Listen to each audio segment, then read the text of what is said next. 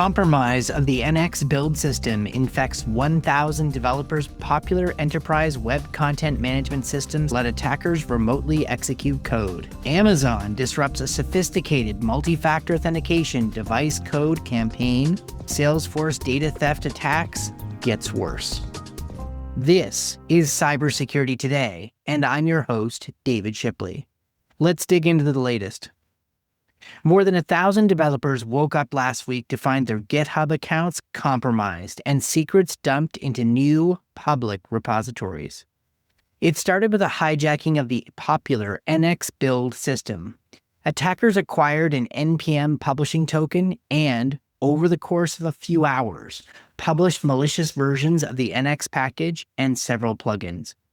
Anyone who installed or updated during that window was infected with a script called telemetry.js that leveraged AI command line tools, Claude Code, Gemini, and Amazon Q to scour local machines for high-value secrets.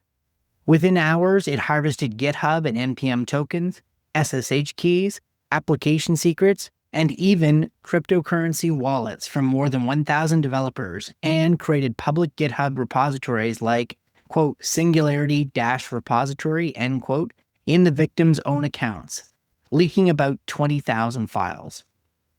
Now, to make it worse, to slow anyone trying to respond to the malware, it also booby-trapped shell startup files so that every time a terminal launched, it crashed. NPM removed the malicious packages and GitHub disabled the rogue repositories, but roughly 90% of the stolen tokens remained active. This wasn't an isolated AI-fueled disaster this summer. In July, researchers warned that large language models hallucinate package names with alarming frequency. In tests covering 1.15 million prompts, commercial models invented non-existent packages 5.2% of the time, and open source models did so a staggering 21.7% of the time. Across all of the different tests, 205,474 hallucinated package names were generated. And attackers have begun registering these fake names in a tactic called slop squatting. If a developer blindly installs an AI-suggested package, they unknowingly pull in malware. Less than a week after that warning, a malicious pull request against the Amazon Q developer extension for Visual Studio Code inserted a script that downloaded an extra file and passed a prompt to the Amazon Q AI assistant, instructing it to wipe the user's home directory and delete AWS resources. This rogue extension lived in Microsoft's marketplace for 2 days before AWS revoked credentials and released fixed version. The attacker later said this dangerous stunt was meant to expose lax security reviews. Taken all together, these stories highlight a troubling pattern. AI-driven development introduces new avenues for compromise and new economies of scale and attack speeds for criminals. Prompt-injected assistants can be tricked into running destructive commands, hallucinated package names can lure developers into installing malware, and compromised build tools can harvest secrets at scale. AI is not going away, but repeating all of the sins of our past approaches to modern technology security is yielding the same awful results, but at greater speed, chaos, and harm. Organizations looking to get the best of AI must implement robust security by design in their development practices, closely looking at tools, dependencies, and processes to prevent as much harm as possible and to react at AI speed when things go wrong. If organizations are unable or unwilling to do that work, they shouldn't implement AI-powered tools into their development shops. Researchers at Watchtower Labs disclosed 3 vulnerabilities in the popular Sitecore experience platform that, when combined, can give an attacker remote code execution. CVE 2025-53-693 allows for cache poisoning. CVE 2025-53-691 is an insecure deserialization flaw, and CVE 2025-53-694 exposes cache key via the item service API. Patches for the first 2 flaws were released in June, and for the third in July. By enumerating cache keys through the item service API, poisoning those keys, and then exploiting the deserialization bug, an unauthenticated attacker can trick Sitecore into executing arbitrary code. If your organization runs Sitecore, and this web content management system is used by global brands in key sectors around the planet, apply these patches immediately.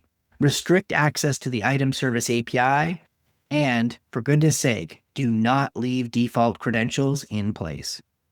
Now, as we move from software supply chains to nation-state threats, note how attackers are adapting to target authentication flows. Amazon's threat intelligence team says it disrupted a watering hole operation attributed to Russia's APT-29. For those tracking, they're also known as Midnight Blizzard or Cozy Bear. The group compromised legitimate websites, injected JavaScript that redirected about 10% of visitors to domains like findcloudflare.com, and mimicked Cloudflare verification pages. Victims were prompted to enter a device code on a Microsoft login page. Doing so would be captured and would authorize attacker-controlled devices to access Microsoft 365 accounts. Amazon notes the attackers encoded their scripts, used cookies to avoid repeated redirects, and shifted to new infrastructure when domains were caught and blocked. The campaign shows how nation-state actors are adapting to multi-factor authentication flows. Security awareness still matters. It matters a lot. And anyone telling you that technology silver bullets solve the entire problem, they're not doing you a favor. In-depth still counts on people. Continue to educate your team to be suspicious of unsolicited device code prompts and double-check domain names before entering any authentication codes. Google's Threat Intelligence Group has expanded its warning about the data theft campaign abusing Salesforce Drift AI chat agent as part of larger Salesforce.com compromises. Initially, stolen OAuth tokens were used to access Salesforce customer instances, exfiltrating data such as AWS keys, passwords, and Snowflake tokens from at least 700 organizations. But a recent update reveals that some of those tokens were also used to access Google's Workspace. Google has revoked all Workspace tokens associated with Drift, disabled the integration, and notified affected account holders. It now urges all SalesLoft Drift customers to assume any tokens connected to that platforms are compromised. Review every integration with the platform and rotate credentials as needed. SalesLoft has retained Mandiant to investigate, and Salesforce went even further, announcing last week it has disabled Drift integrations across Salesforce Cloud, Slack, and Pardot. This incident is part of a wider wave of Salesforce data theft headache attacks attributed to clusters like Shiny Hunters and UNC 6395. Credit reporting giant TransUnion was the latest victim. It reported more than 4.4 million U.S. customers had personal data stolen from their Salesforce account. That data included names, billing addresses, phone numbers, email addresses, dates of birth, and even unredacted social security numbers for millions of Americans may now be in the hands of criminals. Bleeping Computer reports the attackers claim to have taken more than 13 million records in total, and the TransUnion breach is linked to the same Salesforce data theft campaigns targeting high-profile organizations such as Google, Farmers Insurance, Alliance Life, Workday, Pandora, Cisco, Chanel, and Qantas. These attacks demonstrate how a single compromised integration can cascade into mass data exposure across many organizations. If your company integrates between SalesLoft, Salesforce, or other SaaS platforms, make sure you're checking into it. Assume attackers are already probing your environment and take steps to protect yourself. SalesLoft's website promotes its agentic AI offerings. If those offerings were at the root of this cascading breach nightmare, it may mark one of the earliest and most significant security failures associated with this bleeding-edge AI technology. And unfortunately for everyday folks, they're often the ones getting cut with data breaches when companies live at the bleeding edge. Those are our updates for Tuesday, September 2nd. If you missed last weekend's August month in review, you should go back and give it a listen. Laura Payne and Tammy Harper are awesome, as always, and Jim and I do our best to keep up. As always, stay skeptical, stay patched, and may the force be with you if you have Salesforce and you were using that Drift AI and you didn't bother to rotate those tokens. Please help us spread the word. Like, subscribe, consider leaving a review, and if you enjoy the show, please tell others. We'd love to grow our audience, and we need your help. I've been your host, David Shipley, coming to you from Fall Lake, Fredericton, New Brunswick.